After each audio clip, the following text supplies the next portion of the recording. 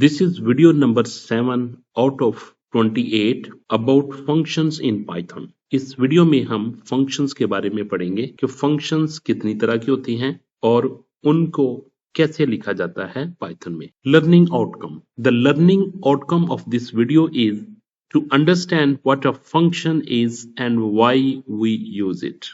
कि हम functions क्यों यूज करते हैं और function क्या होता है, इसके बारे में हम पढ़ेंगे. Write a function using def. जब भी हम फंक्शंस लिखते हैं हम कीवर्ड डेफ के साथ फंक्शन को लिखना स्टार्ट करते हैं. Use parameters to pass values to a function. हम किसी भी फंक्शंस में पैरामीटर्स को पास कर सकते हैं. एक पैरामीटर भी हो सकता है और एक से ज्यादा पैरामीटर्स भी पास किए जा सकते हैं. Use return to send result back. Sometimes हम क्या यूज करते हैं, रिटर्न यूज करते हैं. रिटर्न क्या करता है कि जहां से फंक्शन कॉल हुआ होता है वहां पे वैल्यू लेके जाता है, रिटर्न करता है value. And after this we will solve some PBA related programs using functions like even number, odd number, max, area, grade, like that. What is a function? Function is a block of code that perform a specific task. ये एक block of code होता है जो कि एक specific task perform करता है. इसके लिखने का फायदा क्या होता है? हम क्या करते हैं, write once and can be use many times. हम एक मर्तबा इसको लिखते हैं और इसको मेनी टाइम्स कॉल कर सकते हैं विदाउट राइटिंग अगेन. एक दफा डेफिनेशन होती है और बाद में हम उसको कॉल करते रहते हैं जैसे हमें जरूरत होती है. Next, it helps to reuse code. क्या इसने बात की? इसने कहा कि रीयूज कोड. एक टर्मिनोलॉजी होती है रीयूजेबिलिटी. ऑब्जेक्ट ओरिएंटेड की एक टर्मिनोलॉजी होती है रीयूजेबिलिटी. इसका मतलब ये होता है कि you can write once and can be use it many times as much as you want. Number 2, it makes program easy to understand. इससे प्रोग्राम की कॉम्प्लेक्सिटी भी कम हो जाती है. कॉम्प्लेक्सिटी इस सेंस लिखने में एक टाइम कॉम्प्लेक्सिटी होती है. मैं टाइम कॉम्प्लेक्सिटी की बात नहीं कर रहा है, मैं कॉम्प्लेक्सिटी की बात कर रहा हूं कि इसमें जो लिखने की होती है ना, जो लिखना, जो बार बार हमें लिखना पड़ जाता है वो कम हो जाता है. ठीक है, इजी टू अंडरस्टैंड आप कोड लिख सकते हैं. ठीक है, हम स्मॉल बॉक्स, स्मॉल इसके ब्लॉक बना लेते हैं फंक्शन के और उसको फिर हम यूज करते रहते हैं. It avoids repeating the same code again and again. बहुत इंपॉर्टेंट. क्या होता है फंक्शन इसमें, फंक्शंस में, कि हम जो कोड बार बार लिखना पड़ता ना, अगर फंक्शन यूज करेंगे तो वो कोड लिखना नहीं पड़ेगा. Example, for example, a function to calculate area of rectangle. For example, हम एक फंक्शन एरिया ऑफ रेक्टेंगल का बना लेते हैं और जब भी हमें यूज करना होगी उसको हम यूज कर लेंगे. हम 2 पैरामीटर देंगे, उसकी लेंथ देंगे, उसकी विड्थ देंगे, वो उसका आंसर दे दिया करेगा. हमें बार बार उस कोड को लिखना नहीं पड़ेगा. Built in functions like print, input और लेंथ, ये एक्चुअली टाइप्स ऑफ फंक्शन होते हैं. बेसिकली 2 तरह के फंक्शन होते हैं, 2 टाइप्स के. Number 1 is built in function होते हैं और यूजर डिफाइंड फंक्शंस होते हैं. बिल्ट इन फंक्शंस वो फंक्शंस होते हैं जो कि लैंग्वेज में ऑलरेडी डिफाइंड होती है. हमने कुछ नहीं करते उसमें, वो लैंग्वेज में ऑलरेडी पड़े होते हैं. जैसे कि प्रिंट आपने तो नहीं लिखा, प्रिंट तो पाइथन में पड़ा हुआ ऑलरेडी. इनपुट आपने तो नहीं लिखा, क्लियर, ये ऑलरेडी है. लेंथ, किसी भी अरे की, किसी भी स्ट्रिंग की लेंथ कैलकुलेट करने के लिए, तो ये सब के सब बिल्ट इन फंक्शन है. मैक्स, मिन, ये सब के सब बिल्ट इन फंक्शंस है. Next, user defined functions. और दूसरी टाइप कौन सी होती है? User defined function. User defined होती है कि हम एज अ प्रोग्रामर क्या करते हैं, इसमें फंक्शंस बना लेते हैं अपनी आसानी के लिए. ठीक है, तो वो created by programmer using def. इसमें क्या यूज करते हैं, कीवर्ड डेफ यूज करते हैं और हम फंक्शन बना लेते हैं. Function syntax. फंक्शन का सिंटैक्स क्या होता है? सबसे पहले हम लिखते हैं डेफ लिखते हैं, फिर फंक्शन का नाम लिखते हैं. फंक्शंस का नाम ऐसे ही लिखते हैं जैसे rules of writing variable name होती है. आपको पता है rules of writing variable names क्या होते हैं? ठीक है, अगर नहीं पता तो मेरी एक वीडियो बनी हुई है, ठीक है, क्लास 11th में, तो आप ये देख सकते हो कि राइटिंग अ वेरिएबल के रूल कौन कौन से होते हैं. ठीक है, अपने फंक्शंस का नेम लिखना है, मींस वेरिएबल का नेम लिखना है जस्ट लाइक वेरिएबल नेम, और इसके अंदर पैरामीटर्स पास करने हैं. पैरामीटर्स पास करना ऑप्शनल होता है. अगर जरूरत है तो आप पास कर सकते हो, अगर नहीं भी पास करेंगे तो ये लाजमी नहीं है. ठीक है, ये ऑप्शनल होती है. स्टेटमेंट्स, फिर फंक्शन के अंदर कुछ स्टेटमेंट्स लिखी जाती है. ठीक है, स्टेटमेंट लिखी जाती है और फिर हम क्या करते हैं लास्ट में, अगर हमने रिटर्न करना हो, ये भी ऑप्शनल होता है, डिपेंड करता है कि आप क्या लॉजिक यूज करने जा रहे हो। अगर आपने वैल्यू रिटर्न करनी है तो फिर आपको रिटर्न लिखना पड़ेगा, अगर आपने फंक्शंस में वैल्यू रिटर्न नहीं करनी तो फिर रिटर्न नहीं लिखना पड़ेगा। तो इसका जो, अगर मैं रिटर्न के बगैर इसकी डेफिनेशन लिखता हूं तो मैं क्या लिखूंगा, मैं लिखूंगा डेफ डिफाइन, फंक्शन का नाम आ जाएगा, फंक्शन नेम आ जाएगा, और यहाँ पे पैरामीटर स्टार्ट किया, कॉलन किया, और ये नंबर ऑफ स्टेटमेंट मैं इसके अंदर लिख दूं। ये मैंने ऐसा फंक्शन लिखा है कि इसमें ना तो मैं पैरामीटर पास कर रहा हूं और ना ही मैं रिटर्न वैल्यू कर रहा हूं। ठीक हो गया। Note, function name should be meaningful. आपने क्या करना है, फंक्शंस का नाम ऐसा होना चाहिए जो मीनिंगफुल नेम हो। Number 2, indentation is required. आपको पता है कि जब हम इफ यूज करते हैं हमें इंडेंटेशन रिक्वायर्ड होती है। ठीक है, हम फॉर लूप यूज करते हैं हमें इंडेंटेशन रिक्वायर्ड होती है, हम व्हाइल लूप यूज करते हैं तो हमें इंडेंटेशन रिक्वायर्ड होती है। ठीक है, तो हम फंक्शन यूज करते हैं तो तब भी हमें इंडेंटेशन लिखना पड़ेगी। इंडेंटेशन का मतलब क्या होता है, इंडेंटेशन का मतलब ये होता है कि आपने एक टैब की स्पेस लेके लिखना है, स्पेस दे के लिखना है। इससे क्या होगा, इससे पता चलेगा कि इसके अंदर कितनी नंबर ऑफ स्टेटमेंट है। ठीक है, जितनी वो स्पेसेस इंडेंटेशन के साथ लिख देंगे वो सारी की सारी इसका पार्ट कंसीडर की जाएगी। Next, return is optional but useful. यहां पे उसमें बता भी दिया, कहते हैं रिटर्न ऑप्शनल होता है, जैसे कि मैंने आपको पहले बताया। अब ये डिपेंड करता है nature of the program, nature of the problem, आप किस तरह की प्रॉब्लम सॉल्व करने जा रहे हो। Next, example number 1, function without return. हम ऐसी एग्जाम्पल्स को सॉल्व करने जा रहे हैं जिसमें फंक्शंस रिटर्न वैल्यू नहीं करेगा। तो इसमें देखिए, goal, make a function that print welcome message. हमने क्या करना है, एक फंक्शन बनाना जिसमें वेलकम मैसेज देना है। हमने क्या लिखा, define def, welcome is the name of the function, parenthesis आपने स्टार्ट करनी है। अगर आप जस्ट ये लिखते हो डेफ के बाद अगर आप वेलकम लिख देते हो विदाउट पैरेंथेसिस तो ये काम नहीं करेगा। ठीक है, तो ये नहीं, फंक्शन की रिप्रेजेंटेशन ही हमेशा इससे होती है, ये ब्रैकेट ही शोज करती है ये फंक्शन। मैं लिखा ए बी सी तो मुझे पता चलेगा ये एबीसी फंक्शन है। मैंने लिखा जी X Y Z, X Y Z क्या है, आप तो वेरिएबल कंसीडर करेंगे। ठीक है, अगर मैं पैरेंथेसिस लगा दूंगा तो ये फंक्शन बनेगा। ठीक है, तो ये फंक्शंस लिखा आपने, print welcome to PBA Python, ये मैंने एक मैसेज जस्ट डिस्प्ले कर दिया। ठीक है, अब देखिए ये फंक्शन है।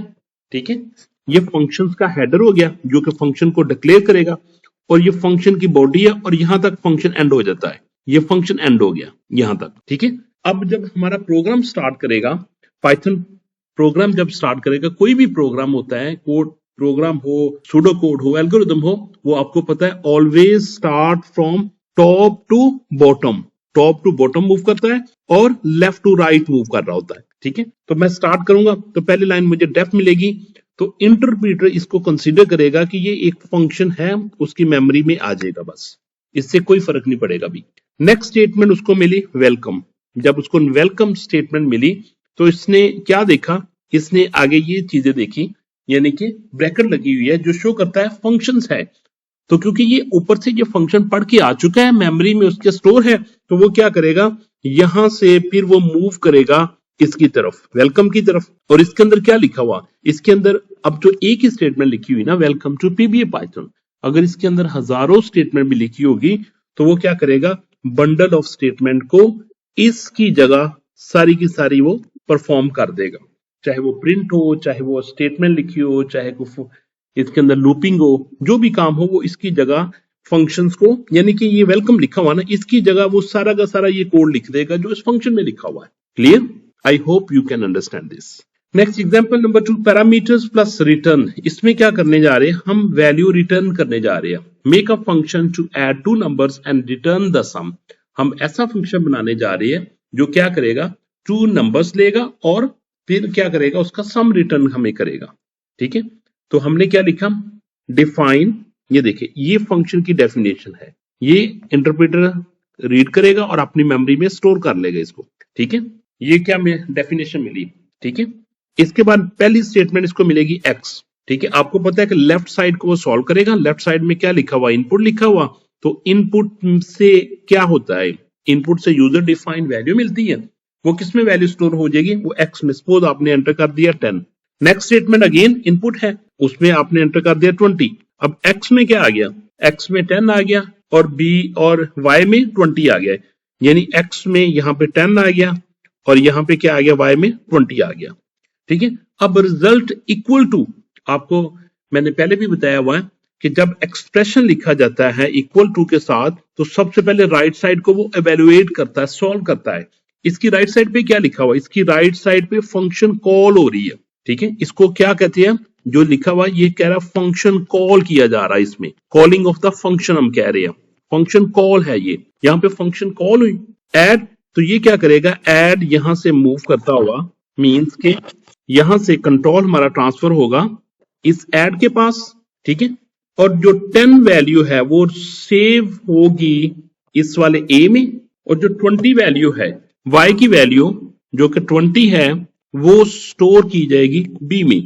ठीक है, जो फर्स्ट पैरामीटर वैल्यू देगा फर्स्ट पैरामीटर को, जो कि पैरामीटर इसमें लिखा हुआ है, सेकंड पैरामीटर की value received by second parameter. ठीक है, तो आपने ये देखा, ये नेम सेम भी हो सकते वेरिएबल, आपने इधर x लिखा उधर भी x लिख सकते हो, इधर y लिखा उधर भी y लिख सकते हो, रिवर्स भी लिख सकते हो, इससे कोई फर्क नहीं पड़ता। ठीक है, लेकिन याद रखना पहले आर्गुमेंट की वैल्यू, पहले पैरामीटर की वैल्यू पहले के पास जाएगी, सेकंड पैरामीटर की वैल्यू सेकंड पैरामीटर के पास जाएगी। ठीक है, तो यहां पे 10 आ गया, 10 प्लस 20, इसने क्या किया, इसने पहले इस फंक्शन को एवेल्युएट किया जो कि 30 बना और 30 रिटर्न कर दिया। कहां पे 30 रिटर्न कर दिया, इस पूरे की जगह क्या लिखा जाएगा, इस पूरे की जगह लिखा जाएगा 30। तो एक्चुअली ये स्टेटमेंट क्या बन गई, ये मेरे पास स्टेटमेंट बन गई रिजल्ट इक्वल टू 30।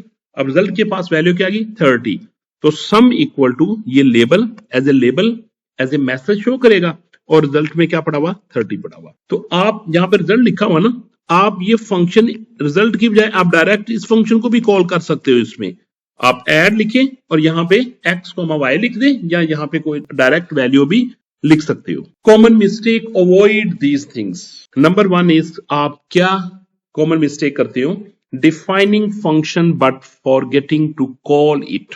ये मैं पीबीए के लिहाज से बात कर रहा हूं, आपने फंक्शन तो डिफाइन कर लिया लेकिन उसको कॉल नहीं करेंगे। जब आप कॉल नहीं करेंगे वो आपको एरर नहीं देगा। फंक्शन डिफाइन हो लेकिन कॉल ना करे, एरर नहीं होता। लेकिन जब आप कॉल कर लेते हो, फंक्शन डिफाइन नहीं है, तो then it will give you error, फिर वो आपको एरर देगा। इंडेंटेशन एरर इनसाइड फंक्शन, आपने जो इंडेंटेशन लिखी हुई है फंक्शन के अंदर, वो उसमें कोई आपने गड़बड़ कर दी है। ठीक है, या दी नहीं है, या फिर एक में दी या दूसरे में नहीं दी, या पहले वाले में नहीं दी दूसरे में दे दी, या दूसरे वाले में दी पहले वाले में नहीं दी। तो इस तरह की प्रॉब्लम आपने नहीं करनी। इंडेंटेशन का मतलब होता है कि हम उसका नंबर ऑफ स्टेटमेंट को पार्ट बनाने जा रहे हो। तो पार्ट बनाने का तरीका तो यही है, फिर हम क्या करें, उस फंक्शन के बाद स्पेसिस दे दे, एक टैब की स्पेसिस दे। Using print when return is required. Using print आपने क्या कर दिया, व्हेन रिटर्न इज रिक्वायर्ड, आपको रिटर्न करना था, आपने उसमें ही प्रिंट कर दिया। ठीक है, जब आप उसके अंदर ही प्रिंट कर देंगे तो वो आपको एरर नहीं देगा। लेकिन अगर क्वेश्चन में रिटर्न लिखा होगा तो फिर वो एग्जामिनर क्या करेगा, एग्जामिनर आपको नहीं छोड़ेगा, एग्जामिनर आपके मार्क्स काट लेगा लास्ट में। रॉन्ग पैरामीटर ऑर्डर, आपने पैरामीटर का ऑर्डर रॉन्ग लिख दिया। ठीक है, यानी क्या हो सकता है, यानी कि आपने 2 पास करने थे, आपने 3 पास कर दिए, तो वो तो सिस्टम आपको इंटरप्रेटर की एरर दे देगा। ठीक है, आपने x, y लिखा ना, बाय मिस्टेकली आपने उधर y, x लिख दिया, तो इससे एरर नहीं होगा। लेकिन हो सकता है कि आप y की बजाय x की इंटरप्रिटेशन करें और x की बजाय y की इंटरप्रिटेशन करें। ठीक है, एरर नहीं होगा, लेकिन क्या होगा, लेकिन हो सकता है कि आप उसको गलत तरीके से यूज कर सकते हैं। यानी आपने लिख दे print x equal to x, लेकिन वो x नहीं था, वो तो y था, तो आप इसको रॉन्ग ऑर्डर में भी लिख सकते हो। तो आपने ऐसी गलतियां नहीं करनी। No type casting input, some time आप उसकी टाइप कास्टिंग नहीं करते। Next one is practice number 1, create a function square n. आपने क्या करना, फंक्शन का क्रिएट करना है स्क्वायर एन दैट रिटर्न्स। अब देखिए इस क्वेश्चन में क्लियरली लिखा हुआ है कि दैट रिटर्न्स, अगर आप रिटर्न करने के बजाय वहां भी प्रिंट कर देंगे तो ये मिस्टेक होगी। That returns the square of a number, input a number and print its square using the function. हमने क्या करना है, हमने एक नंबर लेना है और उसका स्क्वायर लेना है जी। आपको पता है ये फंक्शन डिफाइन कर दिया गया, ठीक है। और फंक्शन को आपने डिफाइन कहां पे करना होता है, टॉप पे लाइन आपने डिफाइन करना होता है, ऊपर वाली लाइंस में। उसके बाद आपने प्रोग्राम स्टार्ट करना है, ठीक है। इनपुट एंटर द नंबर, आपने नंबर एंटर किया, वो किस में स्टोर हो गया, वो एक्स में स्टोर हो गया। इसके बाद प्रिंट स्क्वायर इक्वल टू, देखिए इसमें प्रिंट कर दिया है इसने, यहाँ पे क्या कर रहा है, यहाँ पे डायरेक्ट रिजल्ट शो कर रहा है, प्रिंट के अंदर ही रिजल्ट शो कर रहा है, किसी वेरिएबल में स्टोर नहीं कर रहा। जैसे एक प्रीवियस एग्जांपल में मैंने कहा था कि आप रिजल्ट को स्टोर करने के बजाय डायरेक्ट भी प्रिंट कर सकते हो, और इसने किया, ठीक है। और मैं अब दोबारा अब वाइस वर्सा कहने लगा हूं कि आप डायरेक्ट डिस्प्ले करने की बजाय वेरिएबल में भी स्टोर कर सकते हैं, ठीक है। इससे कोई गलती नहीं होगी, सिर्फ आपकी अंडरस्टैंडिंग के लिए कि आपने कंफ्यूज नहीं होना। क्लियर? तो यहां पे क्या करेगा, स्क्वायर कॉल हो रही है, तो मैं कॉल के केस में मुझे क्या करना पड़ेगा, इसकी डेफिनेशन की तरफ जाना पड़ेगा। यहां पे फंक्शन डिफाइन किया जा रहा है, फंक्शन का नाम स्क्वायर हुआ, और n जो x की वैल्यू होगी वो किसके पास चली जाएगी, n के पास। अगर x में आपने 10 एंटर किया तो 10 यहां से होता हुआ किसके पास चले जाएगा, n के पास। तो क्या करेगा, 10 टाइम्स 10 मल्टीप्लाई करेगा, मल्टीप्लाई करने के बाद यहां पे कुछ नहीं करेगा, ये वापस इसका आंसर निकाल के यहां पे भेज देगा। यानी ये वो क्या कर देगा, इस पूरे की जगह स्क्वायर ऑफ x की जगह जो मैं सर्कल करता जा रहा हूं ताकि आप समझ ले उसको इजीली, वहां पे क्या लिख देगा, 100। क्लियर? वहां पे 100 लिख देगा। तो ये एक फंक्शन है जो कि एक पैरामीटर ले रहा है और वैल्यू को रिटर्न कर रहा है। Practice number 2, create a function is even. Function का नाम, अब देखिए स्टूडेंट आपने याद रखना है कि अगर प्रोग्राम में वो कहते हैं कि ये फंक्शन का नाम ये रखे तो आपने लाजमी वही रखना है, ठीक है। जैसे देखिए create a function is even, वो आपको खुद कह रहा है, ठीक है। एन इसमें एक पैरामीटर पास किया जा रहा है, एक आर्गुमेंट ले रहा है, that returns true if even. जो क्या करेगा, दैट रिटर्न, इसमें भी आपने रिटर्न करना है क्या, ट्रू इफ इवन। इवन होगा तो ट्रू रिटर्न करेगा, फॉल्स होगा तो यानी कि ऑड होगा तो फॉल्स रिटर्न करेगा। इवन के केस में ट्रू और ऑड के केस में फॉल्स रिटर्न करेगा। Input a number and check whether it's even और ऑड। हमने क्या लिखा, हमने एक फंक्शन लिखा, डिफाइन अ फंक्शन, फंक्शन का नाम इज इवन ही रखा जैसा कि मैंने आपको कहा हुआ, ठीक है। ये चीजें मैं इसलिए आपको बताता हूं कि क्योंकि एग्जाम में आप इस तरह की गलती ना करें, you should get full marks इंशाल्लाह। Is underscore even of n, ये आप पैरामीटर पास किया, यहां पे कोई भी आप वेरिएबल लिख सकते हो, वैलिड वेरिएबल। क्लियर? तो आपका प्रोग्राम एक्चुअली यहां से स्टार्ट हुआ, इनपुट अ नंबर एन आपने एंटर कर दिया, इसमें 10, एन में क्या एंटर कर दिया, 10। अब इफ इज इवन, अब देखिए आपने फंक्शन को कॉल कर रहे, यहां पे जो फंक्शन कॉल कर रहे, आपको पता है कि आपने इफ में क्या दिया जाता है, इफ में एक कंडीशन दी जाती है जो कि ट्रू या फॉल्स करती है। तो ये फंक्शन भी आपको पता है क्या करेगा, ट्रू करेगा या फॉल्स करेगा। तो इसलिए हमने यहाँ पे फंक्शन को कॉल किया, कॉल के केस में ये डेफिनेशन की तरफ जाएगा, डेफिनेशन में जो एन यहाँ पे लिखा था वही एन, ये एन की वैल्यू किसके पास चले जाएगी, इस वाले एन के पास। जैसा कि मैंने आपको पहले भी कहा हुआ है कि ये पैरामीटर, ये जो आप पैरामीटर लिख रहे हैं ना एन, ये इनका वैल्यू सेम भी हो सकती है, सेम नेम भी हो सकता है और डिफरेंट भी हो सकता है, इससे कोई फर्क नहीं पड़ता, ठीक है। तो एन में अगर 10 था तो इधर भी क्या चला जाएगा, 10 चला जाएगा, इधर 10 चला गया। तो इसने देखा 10% टू इक्वल टू 0, और परसेंटेज आपको पता है रिमाइंडर शो करता है, यानी 10 मेरे पास था, मैंने 2 पे डिवाइड किया, 5 2s are 10 होता है, तो बाकी क्या बचता है, बाकी बचता है 0। ये रिमाइंडर इस चीज को चेक करता है कि बाकी इसके पास क्या बचा, 0। तो हमने क्या कहा हुआ है, हमने कहा हुआ ये देखिए return n percentage equal to 0।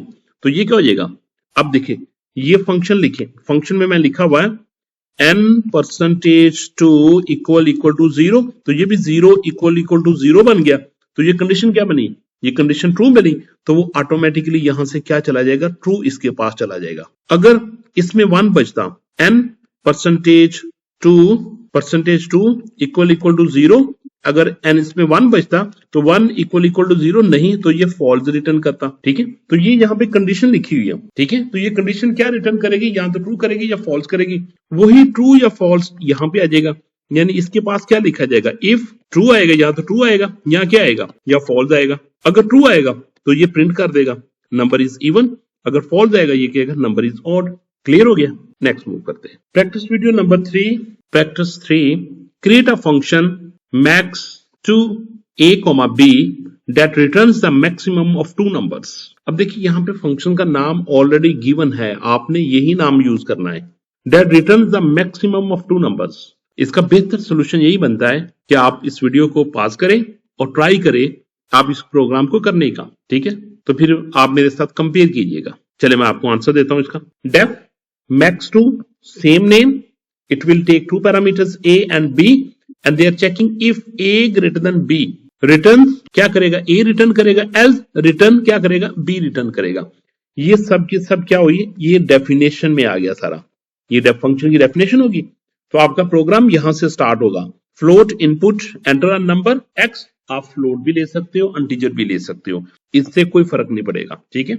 लेकिन अगर ऐसी चीजें या जिसमें पॉइंट वाली वैल्यू मस्ट आएगी, आपको पता है, तो फिर आपको मस्ट फ्लोट लेना पड़ेगा, ठीक है। एंटर द नंबर, आपने नंबर एंटर कर दिया 10, एंटर द नंबर y, आपने एंटर कर दिया 20, max equal to max two x के क्या, x के पास गया 10, y के पास क्या था 20, तो 10 किसने रिसीव किया, 10 रिसीव किया a ने, और 20 किसने रिसीव किया, 20 रिसीव किया b ने।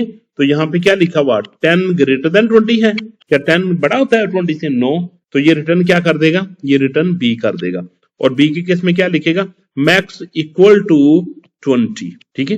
अगर यहाँ पे मैं 100 लिखा होता, a में 100 लिखता और b में 20 लिखता, तो ये क्या करना था, इसने फिर ऊपर मूव करना था। a के पास 100 आना था और b के पास 20 आना था, तो इसे चेक करना था कि 100 इज ग्रेटर देन 20, तो ये कंडीशन ट्रू होती, तो वो रिटर्न क्या कर देता, रिटर्न वो a कर देता, a यहाँ पे आ जाता, a की वैल्यू क्या थी 100, तो वो क्या करता, प्रिंट मैक्स इक्वल टू 100।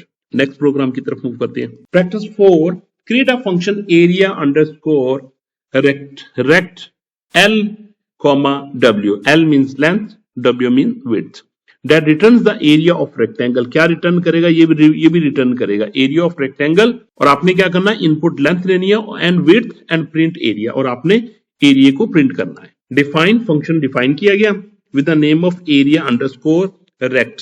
याद रखिए, मैं बार बार आपको कह रहा हूं कि आपने फंक्शन का नाम वही रखना है जो उसने क्वेश्चन में मेंशन किया होगा। एरिया अंडरस्कोर रेक्ट लिखा, लेंथ कॉमा विड्थ लिखा, और एक और गलती आपने नहीं करनी कि आपने ये कॉलन साइन लगाना नहीं बोलना, ठीक है। रिटर्न क्या करेगा, l times w, length time width, enter the length, length enter की l में, विड्थ एंटर की w में। आप इसमें पॉइंट वाली वैल्यू भी लिख सकती हैं, तो मैंने बाय डिफॉल्ट फ्लोट ही ले लिया, ठीक है। तो प्रिंट एरिया इक्वल टू, यहाँ पे एरिया अंडरस्कोर रेक्टेंगल को कॉल किया जा रहा है, l की value received by l and w की वैल्यू किसके पास जाएगी, w के पास। इसके बाद क्या किया जाएगा, इस एक्सप्रेशन को एवेल्युएट किया जाएगा, एवेल्युएट करने के बाद यहाँ पे जो भी आंसर होगा यहाँ पे रिटर्न कर दिया जाएगा। सपोज लेंथ 5 थी, विड्थ 3 थी, 12 के पास 5, w के पास 3, 5 टाइम्स 3 15 यहाँ पे आ जाएगा, तो लिखा जाएगा area equal to 15। Clear. Next move करते हैं। Practice 5, create a function grade marks that returns. अब देखिए इसमें फंक्शन का नाम उसने दे दिया, ग्रेड था, मार्क्स इसमें पैरामीटर था, दैट रिटर्न्स ग्रेड, और वो क्या करेगा, ग्रेड रिटर्न करेगा कैसे, a greater than equal to 80 mark, अगर mark greater than equal to 80 हो तो a, mark greater than equal to 70 हो तो b, mark greater than equal to 60 हो तो c, mark greater than equal to 50 हो तो d, और मार्क्स लेस देन 50 हो तो फेल। अब देखिए याद रखना है कि इक्वल के लिए क्या आएगा, इक्वल के लिए d आएगा। क्लियर। तो हमने ये फंक्शन बनाते हैं, डिफाइन किया ग्रेड m में क्या लिया, मार्क्स। एक्चुअली आपका प्रोग्राम यहां से स्टार्ट होगा ना, m के पास आ जाएगा, m के पास मार्क्स आ जाएंगे, वो देखेगा m ग्रेटर देन 80, तो रिटर्न क्या करे a, l इफ में m greater than equal to 70, तो रिटर्न क्या करे b, m greater than equal to 60, return c, l if m greater than equal to 50, return d, else return fail. ये तो आपको पता है, ये पूरा का पूरा आपने क्या कर दिया, यहाँ पे यहां तक आपने फंक्शन को डिफाइन कर दिया, ये आपने फंक्शन का एरिया डिफाइन कर। नेक्स्ट आपने लिखा m फ्लोट, आपने लिखा 75 किस में स्टोर हो जाएगा, m में। अब देखिए ग्रेड इक्वल टू, ये मैसेज है, लेबल है, ग्रेड ये फंक्शन का नाम है, m पैरामीटर, जिसमें क्या वैल्यू पड़ी है 75 किसको मिल जाएगा, m को। वो चेक करेगा 75 ग्रेटर देन 80, नो, तो 75 greater than equal to 70, yes, तो रिटर्न क्या करेगा, ये स्टेटमेंट रिटर्न कर देगा, लिखाएगा grade equal to B. Clear. अगर कोई और वैल्यू मार्क्स में होगी तो उसके लिहाज से उसके मुताबिक ग्रेड शो कर दिया जाएगा। नेक्स्ट प्रैक्टिस क्वेश्चन है, create a function sum to n that returns sum of 1 to n numbers, input n and print the sum. def sum to n function का नाम उसने sum to n लिखा, n उसमें एक number था जो as a parameter के तौर पर पास किया जा रहा है, टोटल इक्वल टू 0, ये तो फंक्शन की लॉजिक लिखी हुई है, हम यहां से स्टार्ट करते हैं। Input enter the number, number में आपने एंटर कर दिया 6, print sum equal to message देगा सम टू n, इसने फंक्शन को कॉल कर लिया और हम फंक्शन की तरफ जाते हैं। फंक्शन का नाम सम टू n है और n इसमें पास किया, n के पास वैल्यू क्या पड़ी 6, टोटल इक्वल टू 0, और फिर लूप चलेगा 1 से लेके उस नंबर तक इसलिए चल गया क्योंकि +1 हमने कर दिया, ठीक है, और टोटल कैलकुलेट करेगा और टोटल यहाँ पे शो करता जाएगा। ये देखिए i में क्या पड़ा होगा, i कहां से स्टार्ट होगा, i स्टार्ट होगा 1 से, फिर 2 के लिए, 3 के लिए, 4 के लिए, 5 के लिए और 6 के लिए। क्यों? क्योंकि n+1 के क्या था, जो 6 था, 6 + 1 7 होता है, लेकिन वो एक कम तक चलता है, यानी कि 6 तक चलेगा। और इसके अंदर ये स्टेटमेंट परफॉर्म की जा रही है always, total plus equal to i, ठीक है। तो टोटल में बाय डिफॉल्ट यहाँ पे क्या पड़ा था 0, यानी टोटल में बाय डिफॉल्ट पड़ा हुआ था 0। तो स्टेटमेंट क्या लिखी हुई है, स्टेटमेंट लिखी हुई है total equal to total plus i, mean 0 plus 1 क्या आ जाएगा 1, फिर टोटल में 1 आ जाएगा, 1 प्लस आई में क्या पड़ा हुआ 2, 1 + 2 3, टोटल में 3 आ गया, आई में 3 था तो 6, अब टोटल में 6 आ गया, आई में 4 पड़ा हुआ है 10 हो जाएगा, टोटल में 10, आई में 5 है तो 15 हो जाएगा, अब टोटल में 15 है, आई में 6 है तो 21 हो जाएगा, तो इसका सम क्या आ जाएगा 21 आ जाएगा, ठीक है। तो यहाँ पे रिटर्न क्या कर दीजिएगा, रिटर्न टोटल कर दीजिएगा। अच्छा, आपने देखिए एक और गलती, आपने टोटल के नीचे रिटर्न टोटल उसकी एक ही लाइन में नहीं लिख देना, मैंने जो लिखा मैंने सही लिखा हुआ है, आपने रिटर्न के साथ स्पेस नहीं दे देनी। अगर रिटर्न के साथ स्पेस देंगे तो क्या होगा, जब पहली मर्तबा लूप चलेगा तो वहां से ये रिटर्न कर देगा, ठीक है। तो मैंने क्या किया हुआ, मैंने लूप का पार्ट नहीं बनाया, मैंने कहा लूप ने जब तक चलना होगा, लूप का पार्ट ये है, जब तक लूप ने चलना होगा ये लूप चलेगा, और जब ये लूप एंड होगा तो उस वक्त आपने रिटर्न पे करना है, ठीक है। तो यहाँ पे फिर जो वैल्यू होगी सम इक्वल टू 21 आ जाएगा। Practice video 7, create a function factorial n that returns factorial of n, input n and print factorial। आपने फंक्शन कौन सा बनाना है, फंक्शन का नाम फैक्टोरियल होना चाहिए और आपने फैक्टोरियल का प्रिंट करना है। डेफ फैक्टोरियल n ये डिफाइन किया है, यहां तक इसके फंक्शन की डेफिनेशन है। फंक्शन की डेफिनेशन को हम बाद में देखते हैं, पहले हम इसको कॉल कर लेते हैं।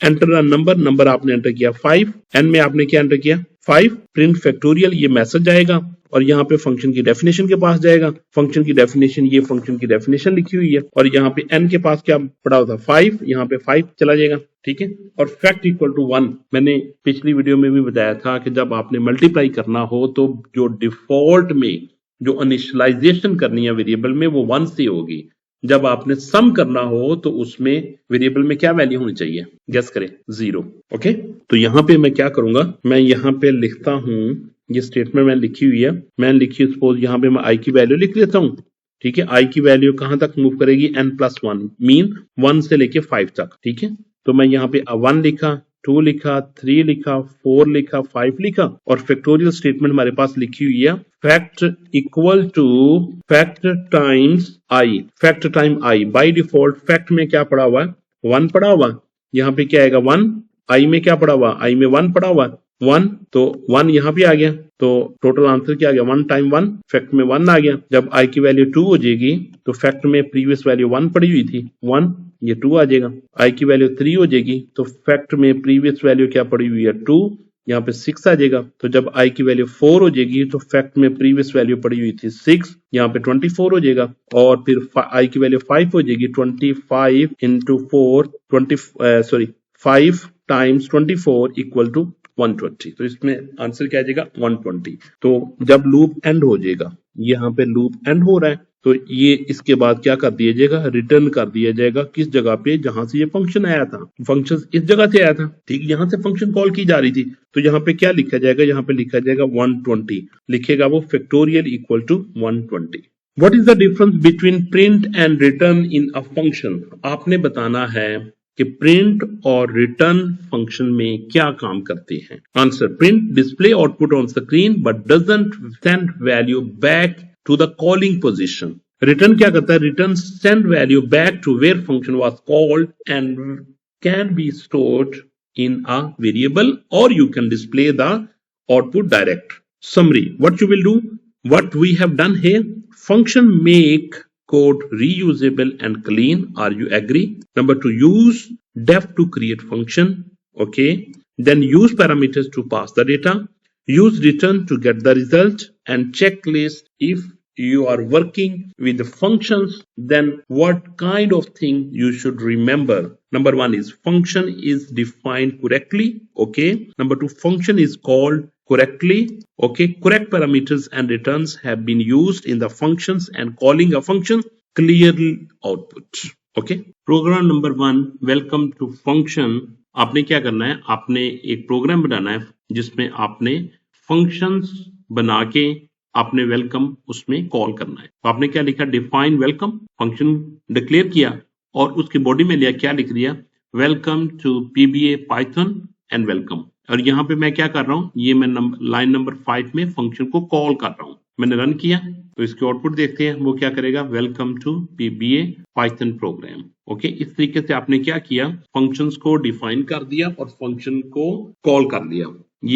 ये फंक्शन लाइन नंबर 2, 3 फंक्शन की डेफिनेशन में आ रहा है और line number 5 is used to calling a function. Next program है जिसमें आपने एक फंक्शन क्रिएट करना है और उस फंक्शन में आपने 2 पैरामीटर्स पास करने हैं और फिर वैल्यू को रिटर्न करना है। ठीक है, तो हमने ये फंक्शन को डिफाइन किया जिसमें हमने 2 पैरामीटर्स यूज किए वैल्यू को रिसीव करने के लिए, ए और बी, और फिर रिटर्न क्या करेगा? ए प्लस बी करेगा। तो जब आपका प्रोग्राम स्टार्ट होगा लाइन नंबर 5 से, जिसमें आप इनपुट करेंगे x में और सेकंड फिर इनपुट करेंगे आप नंबर y में। Print sum equal to this is the label and here you are calling a function. Here आप फंक्शन को कॉल कर रहे हो।